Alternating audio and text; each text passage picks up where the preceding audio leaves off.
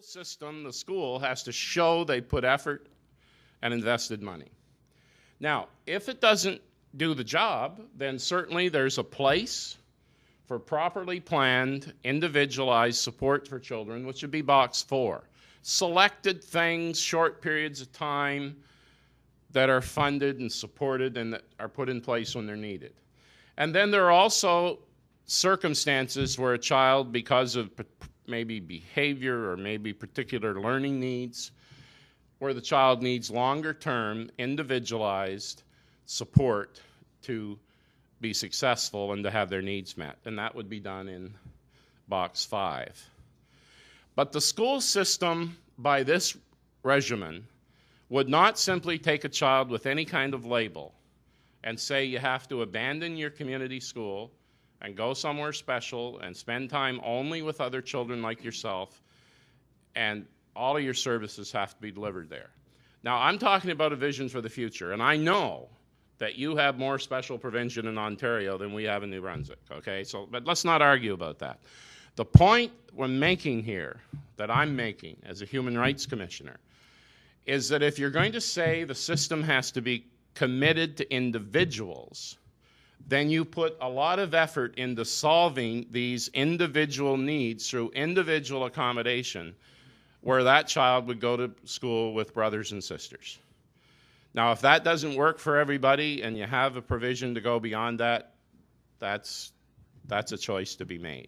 But our vision for schools for the future should be we have a system like this, and that the school system can defend itself, that it's making reasonable judgments on children's needs within this context. And if they're not, they should have the human rights process to deal with. Now, teachers need a lot of support to make this work. And a lot of things need to happen in order to make a system like this feasible. And there are a lot of people that have to do things to help teachers. I usually am speaking not to people like you, but to teachers. And teachers say, well, this is all fine and good, but we're just the foot soldiers. And it's true, they are. They need support from a lot of people, from the Ministry of Education to the teacher colleges to parents and parent groups to school support people in the district, in the school, and on and on and on. I just put that up there to show that I know that.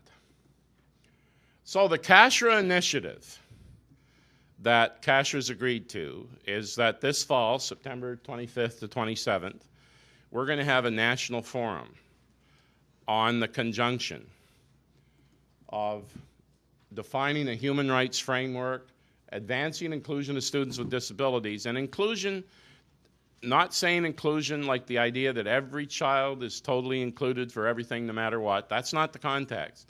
But the assumption that kids are included with their brothers and sisters and served competently in local schools. And that the system invests time, money, and effort in creating something very different from what we have today. That has to be our vision for the future. There are a lot of roadblocks to get there. So the national discussion, and you'll see the questions that we framed for people who should think about attending this thing. We're asked professionals, does your job require you to make decisions about schooling for students with disabilities? Are you or your family or child affected by such decisions? Are you involved in resolving uncertainty, disagreement, and conflict over these decisions? And from that point of view, we think this national discussion at this forum, very close to here, in September would be a productive thing in Canada, because it's a national issue. You all work and live and do your work in Ontario. But across this country, there is tremendous stress, which I would assume, I don't know enough about what you do, but I think I know enough that I can say confidently that you deal with families and parents who are under tremendous stress, frustration, and difficulty because schools don't serve their sons and daughters appropriately, in a non-conflictual way, or probably you wouldn't be there, and that too many times parents get the message, we don't really welcome your child in our school, or the difficulties of providing service are dispiriting to the people that work there, and we have to create conditions where that doesn't happen. And my view, I'm an educator, also a human rights person. I think that engagement of the human rights process more proactively can help resolve some of these issues if we get good cases and we establish better principles, more systemic approaches to this in the future. So I hope that some of you will join us in this discussion.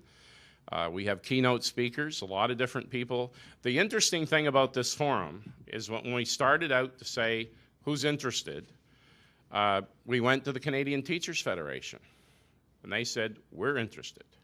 Because one of, the head of the teachers' unions in Canada, who's in Ottawa, all the teachers' unions in the country pretty well, says the biggest thing that they get requests for help from their teacher unions is for them to help teachers solve issues of support that they need for kids who are in their classes. Like, you fight sometimes to get service for some of the kids you represent. Well, even the ones you don't fight about, they're in there.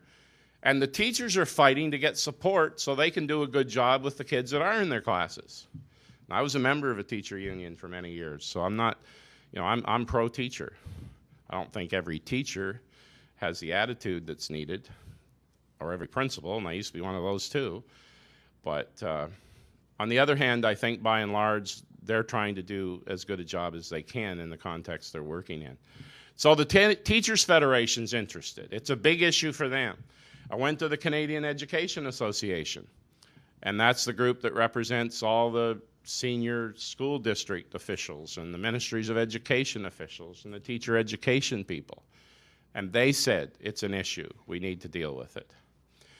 And we also got stakeholder groups. And I think the coalition of people from education, the community, and human rights commissions across the country, we're all saying we don't know what we need to do better, but we know there's a problem, and the human rights process in Canada has to help see that kids are served better in the future than they have been in the past. And Barbara Hall, who's the chair or chief commissioner of the Ontario Commission, has been very supportive as I've tried to, started working towards organizing this forum, and is going to be there and participate, and is anxious to hear and listen and to look for ways to make Ontario's system work better for families.